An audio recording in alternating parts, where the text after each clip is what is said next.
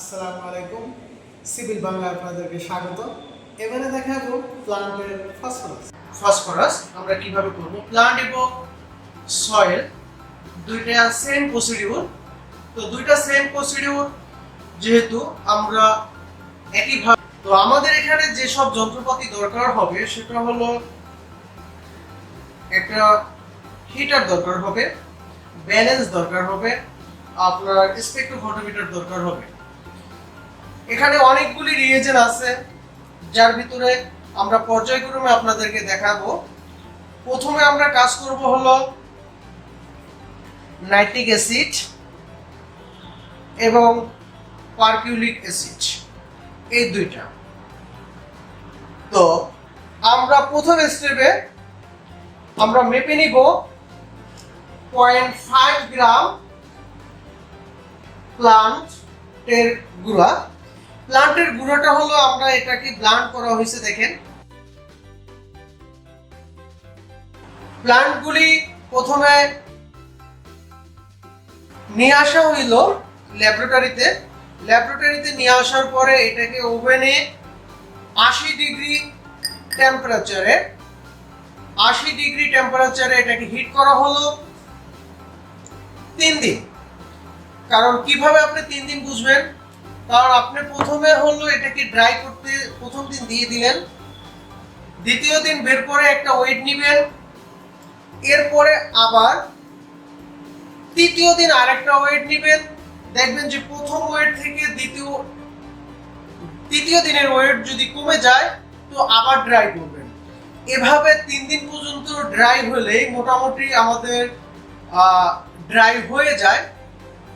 তো ওই ড্রাই করার পরে এটাকে ব্লান্টার মেশিনে ব্লান্ড করে নিলাম আমরা। এই প্লান্টে আমরা এবারে মেপে নিব 0.5 গ্রাম। এবারে আমরা হলো 0.5 গ্রাম প্লান্ট মেপে নিচ্ছি।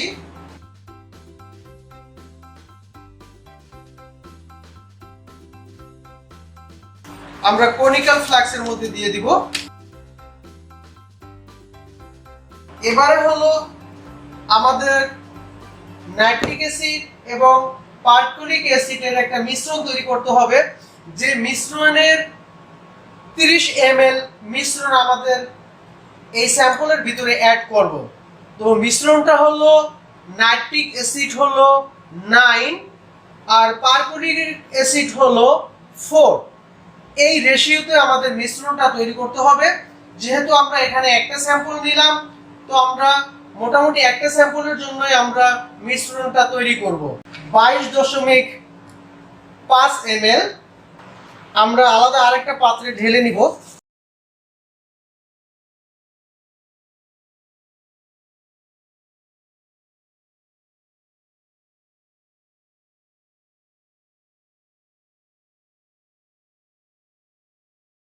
এবারে মেজারিং সিলিন্ডারের সাহায্যে আমরা এটাকে মেপে নিচ্ছি।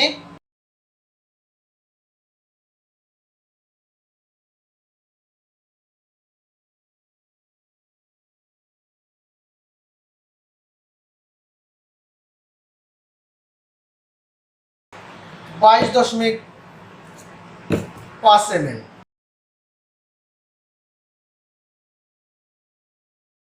এবারে এখান থেকে নিব হলো পারকুলিক অ্যাসিড নিব 10 ml। আচ্ছা, আবার মিশ্রণটা আবার আপনাদেরকে বুঝাই দিচ্ছি। 9 মানে আমরা যদি 90 ধরি হলো নাইট্রিক অ্যাসিড, তো 90 কে আমরা যদি 4 দিয়ে ভাগ দেই তাহলে আছে 22.5 এক ভাগে। আর পারকুলিক অ্যাসিড ধরি যদি 40, তা 40-এর 4 ভাগ যদি করি তার মানে 1 ভাগ সমান 10। তো অনুপাত এই রেশিওতে আমরা নিব। এবারে হলো আমরা পারকুলিক অ্যাসিড নিব হলো 10 ml।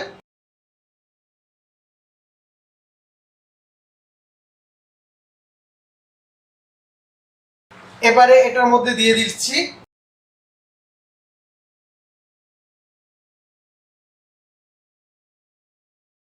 এখানে দেখেন 22.5 আর হলো 10, তার মানে হলো 32.5। কিন্তু আমাদের নিতে হবে 30 ml। এই মিশ্রণটা 30 ml নিতে হবে। আমরা এবারে মেজারিং সিলিন্ডারের সাহায্যে আমরা মেপে নিব 30 ml। বাকি যেটা থেকে যাবে ওটা ওয়েস্ট হিসেবে আমরা ফেলে দিব।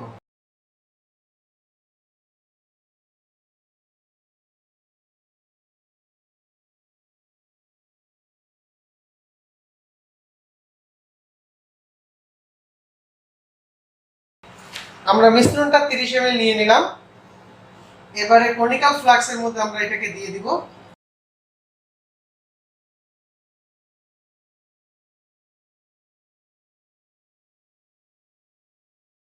এবারে এটাকে হিট করব। এটা মিল্কি আকার যখন ধারণ করবে তখন আমরা এটা হিট বন্ধ করে দিব।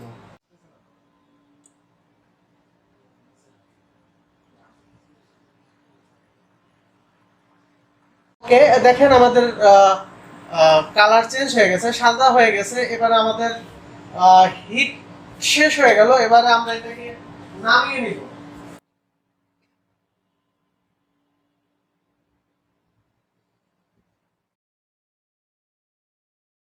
বাটন রিয়েজেন্ট তৈরি করব। আমরা 25 গ্রাম অ্যামোনিয়া মোলিডেভেনাডেট নিব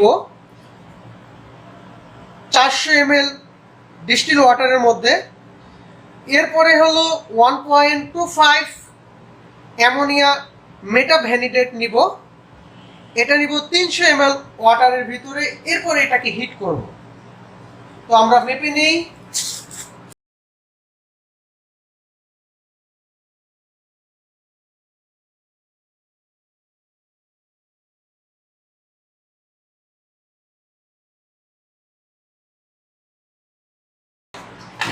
পঁচিশ গ্রাম।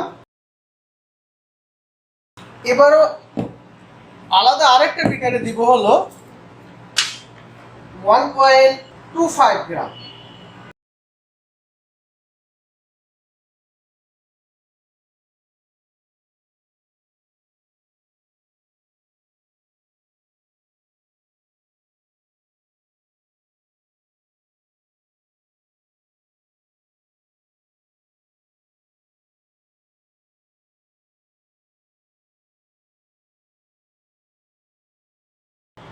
ওকে, 1.25 গ্রাম অ্যামোনিয়াম মেটাভ্যানিডেট, এটার সাথে অ্যাড করলাম হলো আমরা 300 ml ডিস্টিল ওয়াটার। এবার এটাকে হিট করব।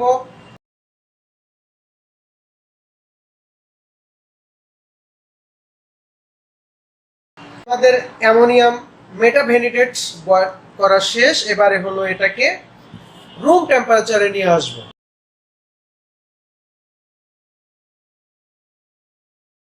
ওকে, রুম টেম্পারেচারে এটা চলে আসছে। এবারে এটার মধ্যে দিয়ে দিব হলো নাইট্রিক অ্যাসিড 250 ml।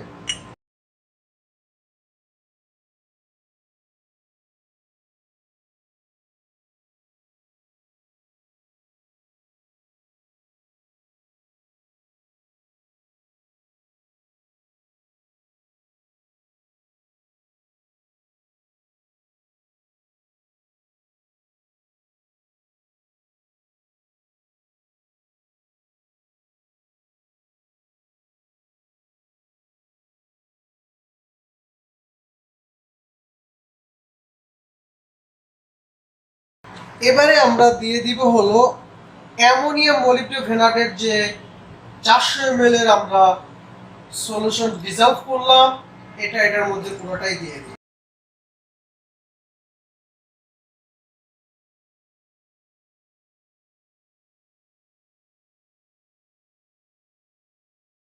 এবারে দেখেন একটু বাকি আছে, এটাকে আমরা ডিস্টিল ওয়াটার দিয়ে ফিল আপ। ওকে, তাহলে আমরা বটম সলিউশন তৈরি হয়ে গেল। 1000 ppm ফসফরাস সলিউশন তৈরি করব। ফসফরাস সলিউশন তৈরি করতে আমাদের দরকার হবে 4.39 গ্রাম আমরা নিব।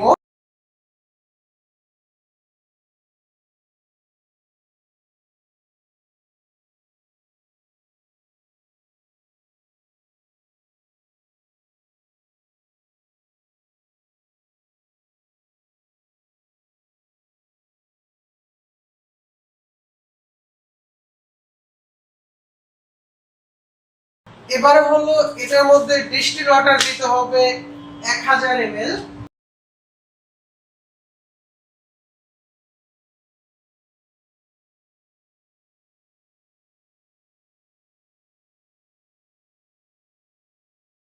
এটা তৈরি হয়ে গেল 1000 ppm পটাশিয়াম সালফেট সলিউশন। ওকে, এটাকে 50 ppm এ নেওয়ার জন্য আমাদেরকে 20 টাইম ডাইলুশন করতে হবে। ওকে, আমরা এবারে এটাকে 20 টাইম ডাইলুশন করে ফেলি। তো 20 টাইম ডাইলুশনের জন্য আমরা 1000 ml যেহেতু তৈরি করব সেহেতু আমরা 50 ml নিব সলিউশন, বাকি 950 ml দিব ডিস্টিল ওয়াটার।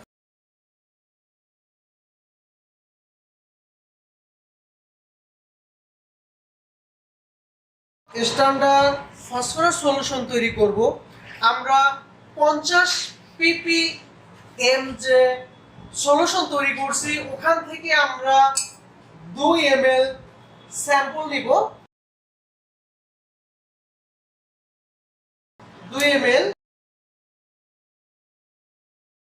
এটার মধ্যে নিব 4 ml,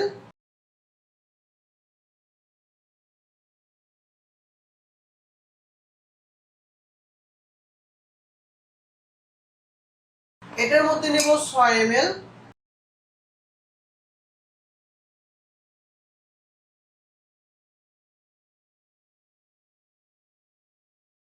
এটার মধ্যে নিব 8 ml,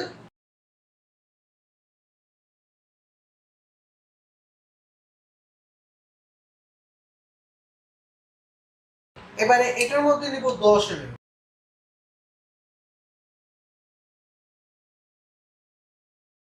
টোটাল 5টা স্ট্যান্ডার্ড সলিউশন আমরা তৈরি করে ফেললাম।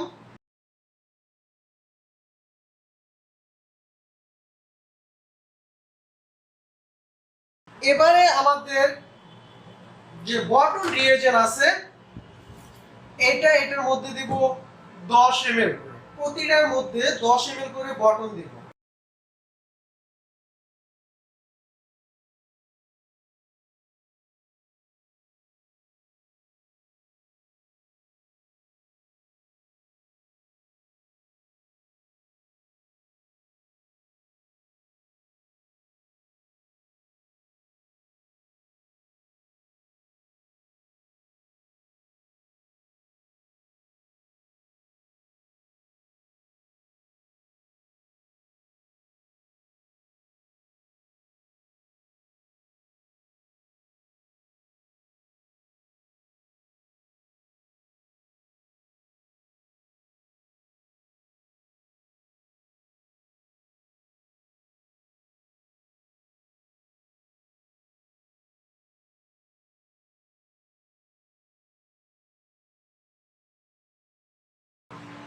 ওকে, এবারে হলো আমরা ডিস্টিল ওয়াটার দিয়ে 50 ml পর্যন্ত ফিল আপ।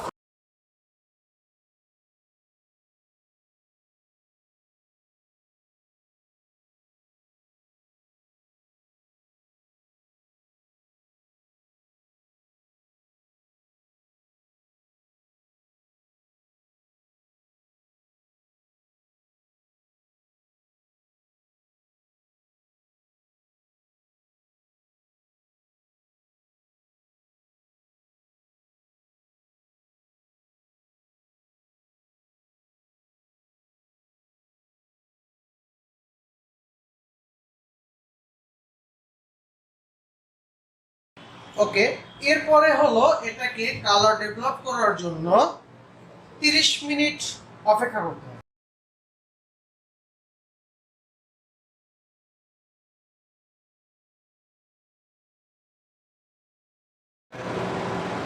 ওকে, এবারে হলো আমরা স্পেকট্রোফটোমিটারের সাহায্যে আমরা রিডিং নিতে থাকবো। ফেভারিট প্রোগ্রামে চলে যাব। এবারে হলো আমরা কালারের প্রোগ্রামে যাব। এখানে কালারের রিডিংটা আসবে, আমরা কালারের রিডিংটা নিব না, আমরা নিব হলো অ্যাবজর্পশনের রিডিংটা পার্সেন্টের আকারে যেটা। ওকে, চলে আসছে দেখেন। তো আমরা প্রথমে হলো 2 যেটা নিলাম। প্রথমে অবশ্যই আমাকে এটাকে ডিস্টিল ওয়াটারের সাহায্যে 0 করতে হবে। 0। এবারে আমরা 2 স্ট্যান্ডার্ড সলিউশন 2 এর রিডিং নিব।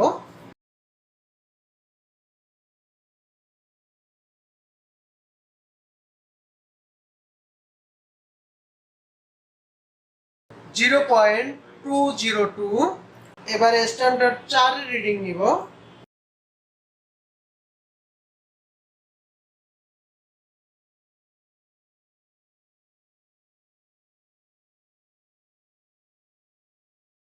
(0.324) এবারে স্ট্যান্ডার্ড 6 এর রিডিং নিব।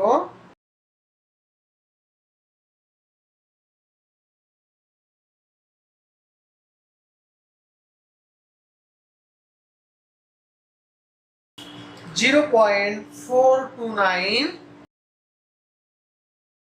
এবারে আমরা স্ট্যান্ডার্ড 8 এর রিডিং নিব।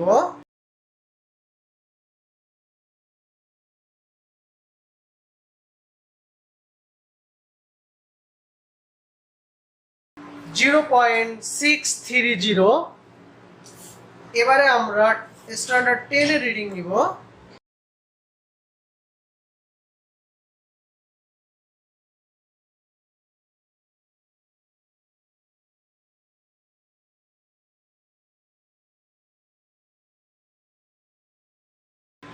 (0.687) আমরা স্ট্যান্ডার্ড রিডিং নেওয়া শেষ। এবারে আমরা স্যাম্পল রিডিং এর দিকে যাব। এটা আমাদের হিট হওয়ার পরে দেখেন ঠান্ডা হয়ে গেল। এবারে এটাকে আমরা 100 ml পর্যন্ত ফিল আপ করব। আমরা যে স্যাম্পল 0.5 গ্রাম নাইট্রিক অ্যাসিডের সলিউশন দিয়ে যে আমরা হিট করলাম, হিট করার পরে যে ঠান্ডা হলো, ঠান্ডা হওয়ার পরে এটাকে আমরা 100 ml পর্যন্ত ফিল আপ করলাম।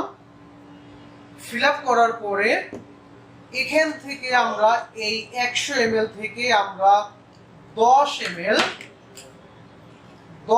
ml নিব।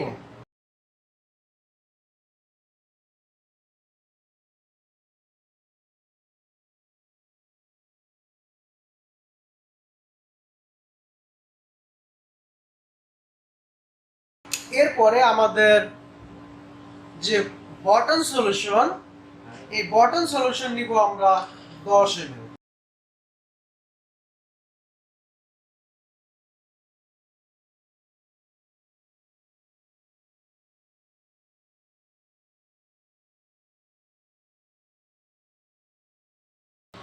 এবারে বাকিটা আমাদের ডিস্টিল ওয়াটার দিয়ে 50 ml পর্যন্ত ফিল আপ করব।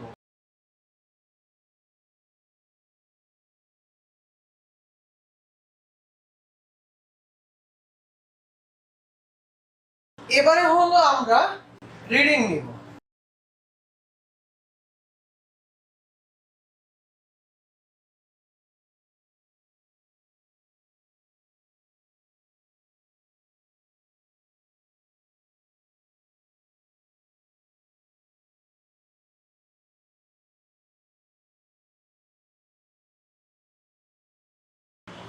(0.170) আমাদের স্যাম্পল রিডিং।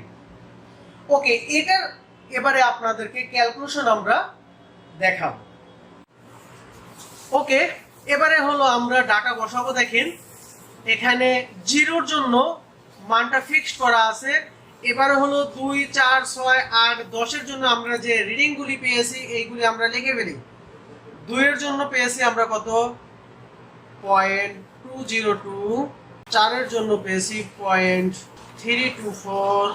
6 এর জন্য পেয়েছি 0.429। 6 এর জন্য 6। এবার হলো 8 এর জন্য পেয়েছি 0.630। এরপরে 10 এর জন্য পেয়েছি আমরা 0.687। ওকে, দেখেন আমাদের গ্রাফটা চলে আসলো। এবারে হলো আমরা যে রিডিংটা পেয়েছি এই রিডিংটা আমরা এখানে দুই জায়গায় বসাইতে হবে। এই হলো অ্যাবজর্পশনে বসাবো হলো 0.170, আবার এখানে বসাবো হলো 0.170। ওকে, দেখেন এবারে আমাদের পার্সেন্টে চলে আসছে। এটা হলো ppm আর এটা হলো পার্সেন্ট। আমরা পার্সেন্টটা কি কাউন্ট করবো, 0.163549।